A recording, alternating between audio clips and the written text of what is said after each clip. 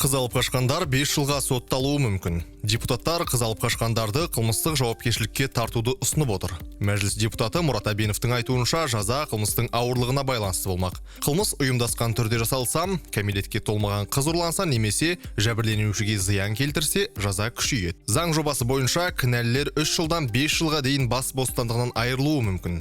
Депутаттар дерегінше 2023 жылы елде 13 қызды алып қашу фактісі тіркелсе, 2024 жылдың алғашқы 8 айында Түркістан облысының өзінде 18 оқиға болған. Осыған байланысты қылмыстық кодекске некеге отыру үшін адам ұрлау деген жаңа бап енгізілмек. Қазіргі заңнамада мұндай істер адам ұрлау бабымен тергеледі. Бірақ құқық қорғаушылар мен белсенділер көп жағдайда бұл әрекет ұсақ бұзақылық деп қарастырылатынын айтады. Қазақстанда қыз алып қашуға қатысты ресми статистикада жоқ. Сарапшылар пікірінше бұл жағдай әлдеқайда жиі кездеседі. Бірақ жәбірленушілердің көбі полицияға шағымданбайды, ал істердің сотқа жететіні өте сирек.